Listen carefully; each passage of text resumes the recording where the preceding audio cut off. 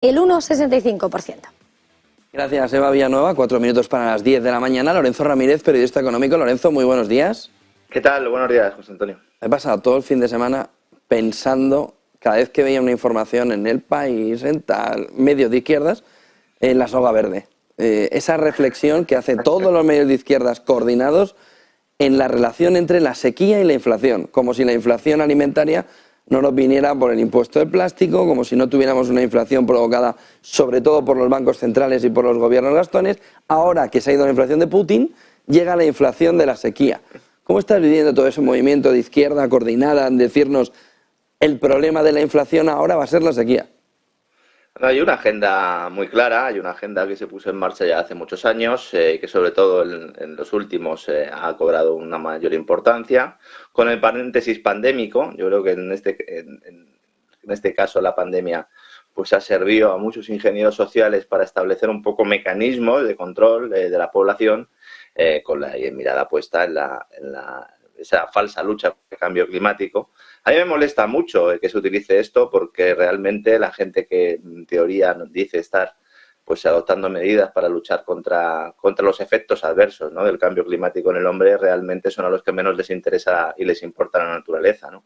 Y lo único que están buscando, como tú mismo estás explicando, son excusas para una serie de políticas erróneas. Es cierto que la sequía es un problema, es cierto que la sequía es inflacionaria, en el caso del precio de los alimentos es evidente, pero si hubiera unos mercados eficientes, si hubiera unas aperturas de fronteras, si hubiera una garantía de que los productos que se están vendiendo en Europa pues cumplen una serie de normativas, y además pues que hay unos mercados medianamente eficientes, pues no debería haber mucho problema, porque si hay sequía en un sitio pues puedes obtener los productos de otro. El problema es que los burócratas han creado barreras, no han protegido sus mercados interiores, han utilizado la subvención, la política agrícola común, como una manera de sobornar, porque prácticamente ha sido así, creando un síndrome de Estocolmo, ¿no?, en muchas explotaciones agrarias que ahora están viendo cómo están desapareciendo, en buena medida gracias a esos costes medioambientales, a esos costes, fíjate la paradoja, creados a partir de regulaciones que en teoría dicen luchar para proteger la naturaleza y en realidad lo que están es cargándosela. El tema de los incendios, ya empezó Sánchez a calentar el asunto con lo de los incendios, es otro ejemplo claro. El monte está abandonado, el campo está abandonado, no hay ningún interés en que realmente pues los profesionales que están todos los días en el campo pues puedan realizar su labor, y eso además pues es la mejor garantía contra o para proteger los ecosistemas, por mucho que nos estén diciendo lo contrario. Al mismo tiempo se favorece a determinadas multinacionales que lo que hacen es imponer modelos de explotación muy intensiva, lo cual, bueno, pues también va en contra de esa naturaleza. Pero efectivamente es un cambio de discurso. Ya no se puede echar la culpa a Putin.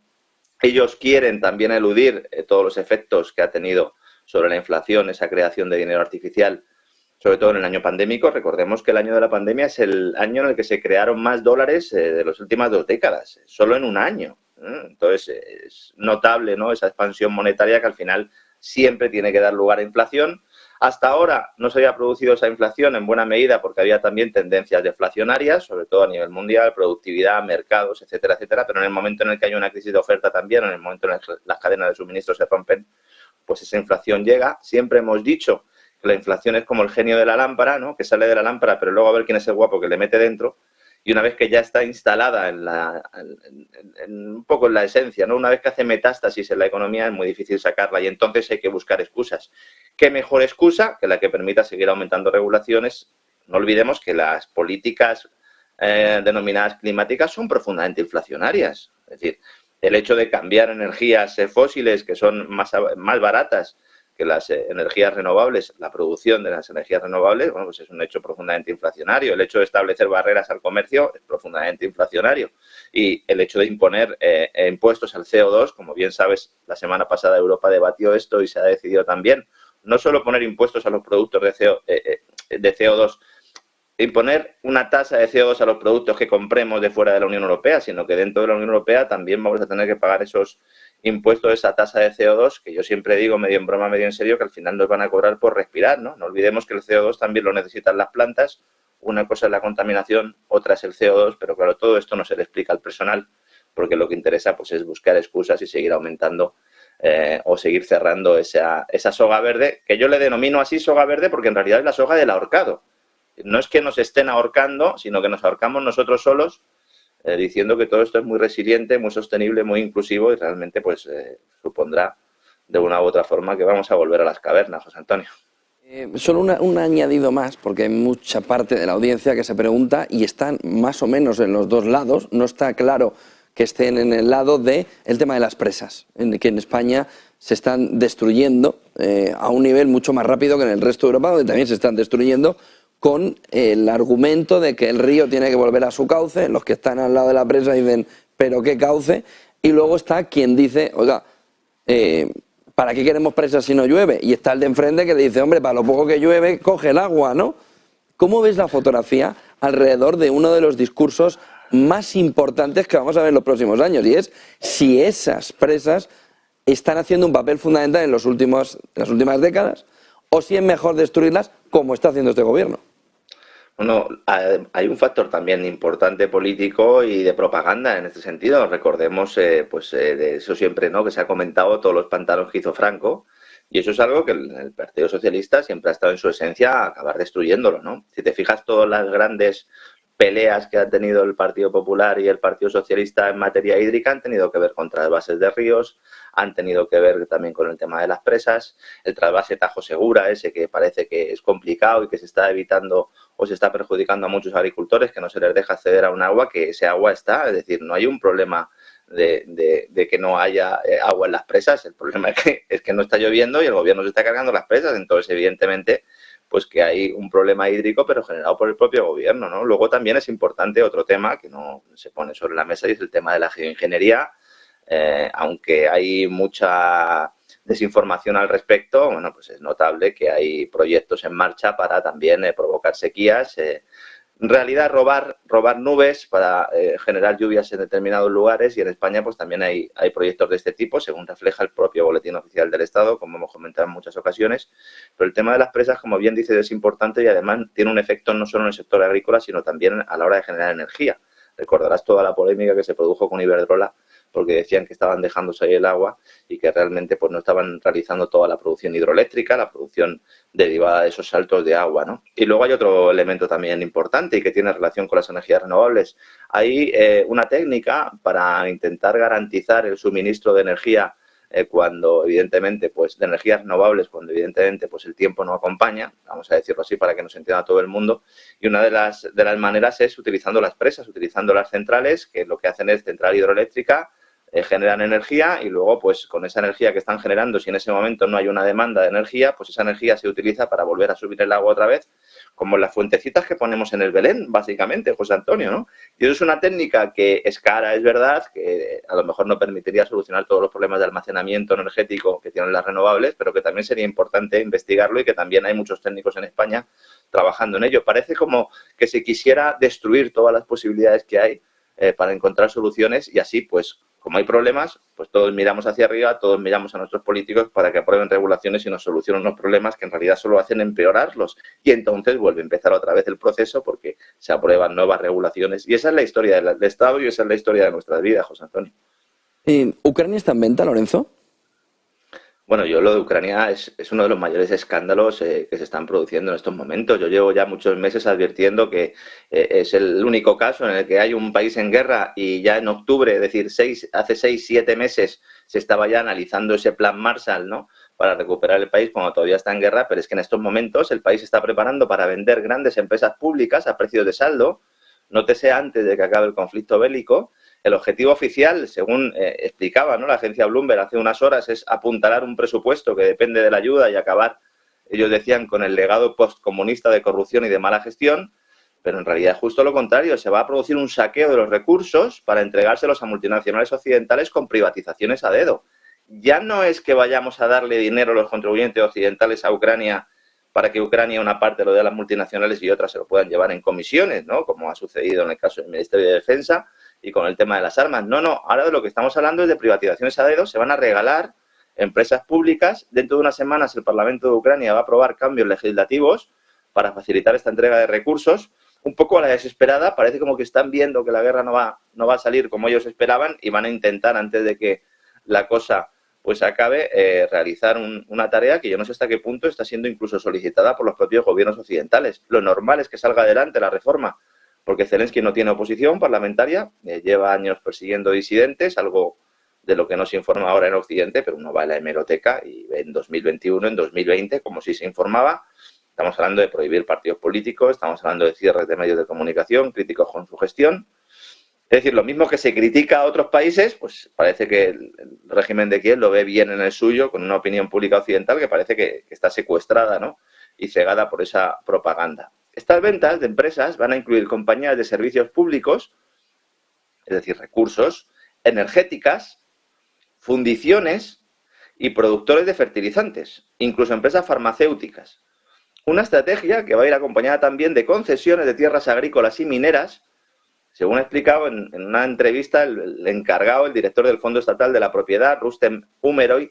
Esto es una especie de sociedad estatal de participaciones industriales, una especie de SEPI, a la ucraniana, no tiene nada que ver con un fondo soberano, aunque se llame fondo, y son unas declaraciones, insisto, que han salido en prensa occidental, que no es nada sospechosa de servir a intereses rusos, ¿no? Bueno, este tipo, Umeroy, es la 8ª persona que se hace cargo de este fondo desde el golpe del Maidán, lo que el régimen de Kiev llama la revolución de la dignidad, ¿no?, que derrocó a Yanukovych en 2014. Ha tenido 8 tipos ahí. Y además, es un agujero negro, porque es que, vamos a ver, 2 de los directores de este fondo se han suicidado. No uno, 2. O no, los han suicidado. Yo no sé si han empleado la técnica Epstein en este caso. Otro de los presidentes está siendo investigado por malversación de caudales públicos, y este es el que quiere ahora aprobar o sacar adelante reformas normativas para realizar esta privatización de grandes empresas y, bueno, pues arrendar también tierras agrícolas a multinacionales, ¿no? Todo esto está sobre la mesa. Todo esto está sobre la mesa al mismo tiempo que Naftogaz, la gran energética, la gran gasista, la gran petrolera ucraniana, está en conversaciones con ExxonMobil y con Chevron, las multinacionales de Estados Unidos, y con Halliburton, uno de las corporaciones referentes del complejo militar industrial, tal como ha publicado también Financial Times en las últimas horas, para llegar a acuerdos para la extracción de recursos naturales en Ucrania.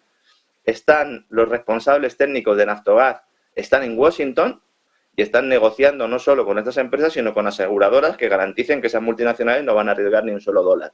Entonces, la idea es explotar reservas de gas natural que tiene el país y que hasta ahora no hayan sido desarrolladas porque las jugosas comisiones que cobraba Kiev por dejar pasar el gas ruso a Europa no hacían necesario invertir para sacarlo del subsuelo. Y ahora, fíjate, José Antonio, cuando todavía, insisto, está la guerra, bueno, pues yo no sé si viviendo sus últimos estertores, ojalá, pero desde luego que está muriendo ahí gente todos los días, esto ya están pensando en cómo se reparten la tarta. Y es el país en concreto que está en la guerra, es decir, no es un tercero que se acerque solo, sino que es el propio Parlamento del país. Yo creo que esto es escandaloso y sobre todo que no se le esté dando pues la importancia que tienen muchos medios occidentales. Yo creo que ilustra bien hasta qué punto la propaganda viene de los dos sitios, ¿no?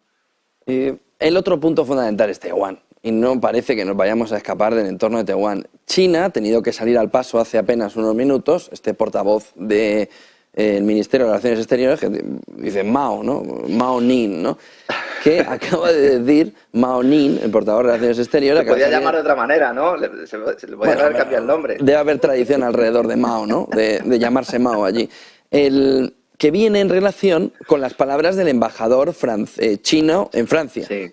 El embajador francés de China, que ha apuntado que es que hay repúblicas soviéticas que eso de la independencia hay que cogérselo con papel de fumar. ¿Qué ha dicho Mao Ning? Que no. Ya han soltado el globo sonda, ahora lo recogen y dicen, no, hombre, nosotros respetamos a todos los países que han conseguido la independencia, acaba de decir Mao Ning. Incluso hemos llegado a relaciones bilaterales desde que se independizaron. No tenemos ningún problema y respetamos la soberanía.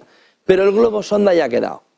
Y Sí. Estonia, Lituania, Letonia ya están con un cabreo de 3 pares.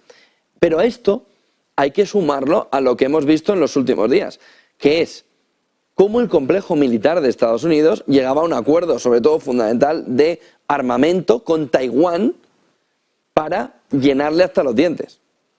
De tal manera Diciendo que además- Taiwán es el foco, Lorenzo.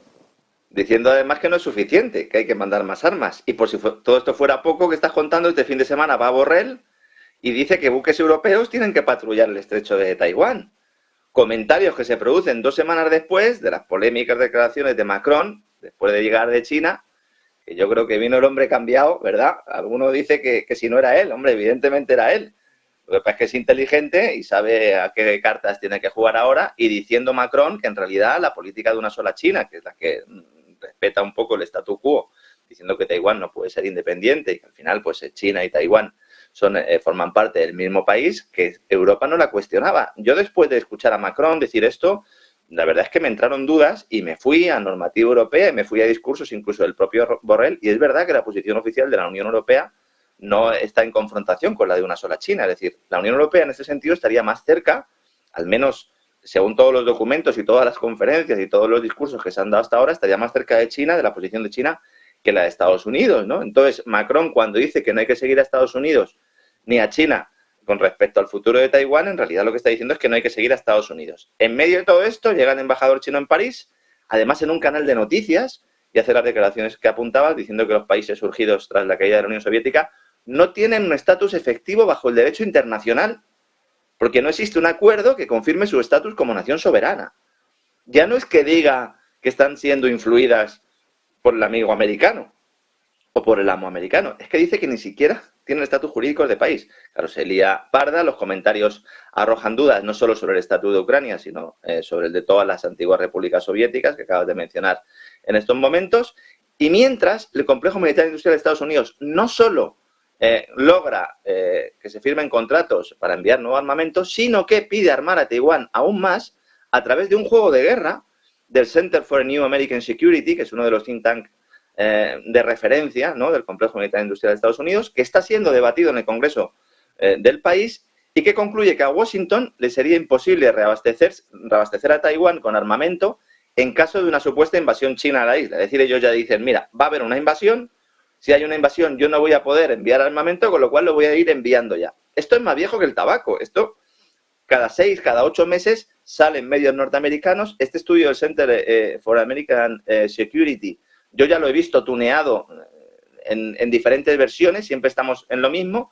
Claro, para participar en este nuevo foco de atención al que se quiere llevar a la opinión pública, el de Taiwán, al mismo tiempo que se solicita más dinero para la industria de la muerte. Porque claro, el informe que dice pues que hay que gastarse 19.000 millones de dólares pagados por los contribuyentes y entregados a ese mismo complejo militar industrial, que es el que hace el informe. Y todo esto se está debatiendo en un comité de la Cámara de Representantes de Estados Unidos dirigido por un republicano. Siempre cargamos las tintas contra Biden, pero cuidado, aquí tenemos a un republicano, se llama Mike Gallagher, este no tiene nada que ver con el de Oasis tampoco, y que además de pedir más dinero, solicita elevar ejercicios militares conjuntos, reforzar las instalaciones militares en la región del Asia-Pacífico, más bases, y aumentar la producción de misiles de largo alcance.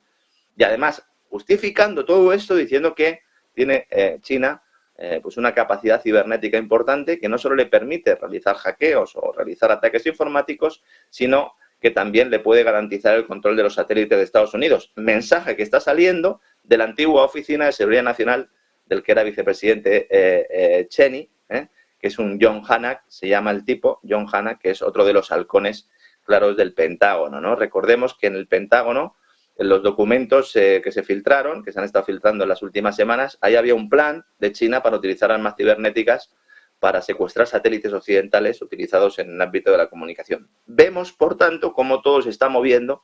Ya no saben cómo darle carpetazo al tema ucraniano para ir fijándose en Taiwán. Igual que hicieron en Afganistán, había que cerrar la puerta de Afganistán para abrir la de Ucrania. Ahora quiere cerrar la de Ucrania para abrir la de Taiwán, José Antonio. Un último punto. Claro, aquí pasa desapercibido que España está al borde del default. Claro, pasa desapercibido que hay un laudo de más de 900 millones de euros que España está no atendiendo. Que por 100 millones la que liamos con Rusia en su momento. Pero ahora hay un laudo en el que a España más de 900 millones está dándole una patada hacia adelante. ¿Cuál es la verdad y qué está sucediendo, Lorenzo, alrededor del default español por culpa de las renovables? ¿Qué está pasando y qué no nos están contando? Aquí hay un tema importante. Ya el gobierno de Zapatero, ya con Miguel Sebastián, llega un momento en el que ven que las primas a renovables que se estaban dando en España eran insostenibles. Recordemos que las primas a renovables no solo era darles una subvención a los productores de energías renovables, sino garantizarles una rentabilidad. Esto es un escándalo ya de por sí. Alguno puede pensar que para fomentar determinadas políticas públicas o para realizar determinadas inversiones hay que garantizar una rentabilidad. Pero claro, estas renovables estaban compitiendo con otras fuentes de energía. Entonces, esto generó mucha polémica. Miguel Sebastián ya intentó rebajar estas primas.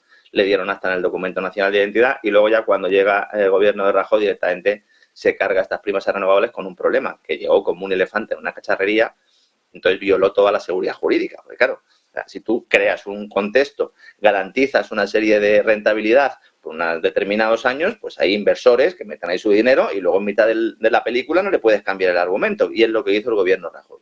Muy buena parte de bonos emitidos por estas empresas se quedaron un poco en el limbo, y hay otras compañías financieras que dijeron, bueno, pues nosotros compramos estos bonos y luego ¿qué vamos a hacer? Pues vamos a intentar cobrarlos. Esto es como el cobrador del frac o como otras empresas que se dedican a comprar deuda que no se va a poder cobrar y luego pues la intentan cobrar, aunque sea con una quita, pero algo sacan, ¿no? Como la compran con descuento. Uno de estos fondos se llama Blasket Renewal Investment. Y entonces, ¿qué ha hecho? Han dicho, bueno, pues vamos a hacer una cosa. Nosotros reclamamos al gobierno español y al mismo tiempo ponemos pues una demanda en el CIADI, en el Tribunal de Laudos Internacionales, ¿no? Entonces, se han enviado 3 cartas al gobierno. La primera es del 7 de marzo, es decir, esto no es algo nuevo, diciendo que ellos activan la llamada cláusula del default en 4 emisiones de bonos, diciendo, bueno, pues España no ha hecho frente a sus pagos y entonces se activa la cláusula de default. Esto implica que el título que ha entrado en default debe ser reembolsado inmediatamente a los acreedores por su importe principal, junto con los intereses devengados. En estas cartas se destaca que España es el segundo país con un mayor número de incumplimiento de laudos internacionales, solo por detrás de Venezuela. Fíjate el dato importante, ¿no? Entonces, para subsanar esto, España tendría que pagar el dinero establecido en esos laudos arbitrales que tiene pendientes. Y si no lo hace, entonces este default, dicen algunos que podría causar pues problemas en las operaciones de endeudamiento soberano del Tesoro. Yo no lo creo. Yo creo que son dos cosas que van por vías distintas. De hecho, en el CIADI hay muchos laudos, hay muchas sanciones que se han puesto que no se están pagando, que se lo digan a SACIR y el conflicto que tiene con el gobierno de Panamá por esa ampliación del canal. Que, bueno, pues buena parte de los sobrecostes han acabado en el CIADI y ese dinero pues se va pagando unas veces sí y otra no, ¿no? Entonces, ¿qué es lo que sucede aquí? Pues que esto ha generado mucho revuelo porque este mismo fondo es el que, según además publicó El Mundo en exclusiva, ha activado también el embargo de la sede del Instituto Cervantes en Londres. Esto ha hecho que mucha gente pues, nos pregunte, a ti te habrá pasado, José Antonio, a mí también nos dicen, oye, ¿cómo es esto de que España está en impago por el Instituto Cervantes de Londres? Pues son los mismos, y también los mismos que están reclamando por una agencia de la Generalitat Catalana, también con un tema en la capital británica. Y todo esto se ha notificado al ministerio que dirige Calviño. Calviño ha dicho que no va a pagar España ni de broma, no va a soltar un euro, que además tiene el respaldo de la Comisión Europea, y eso sí, se ha gastado ya 70 millones de euros en abogados para intentar que esto no salga adelante. Es importante saber que estos fondos están recurriendo a jurisdicciones en países de fuera de la Unión Europea, porque claro, saben que aquí pues, será difícil sacarlo adelante, como Reino Unido, como Estados Unidos, como Australia. En Estados Unidos la abogacía del Estado ya ha logrado algunas victorias, es decir, aquí va a haber una batalla jurídica importante, pero los otros 2 países no ha podido hasta ahora imponerse. Veremos si realmente llega la sangre al río. Yo creo que no. Darán una patada hacia adelante, José Antonio. Esta gente ya solo está pensando en las elecciones. Elecciones, elecciones, elecciones. Y mientras el Banco Central Europeo siga con su política y mientras que los bancos sigan comprando deuda pública española, no creo que tenga mucho impacto en esas primas de riesgo.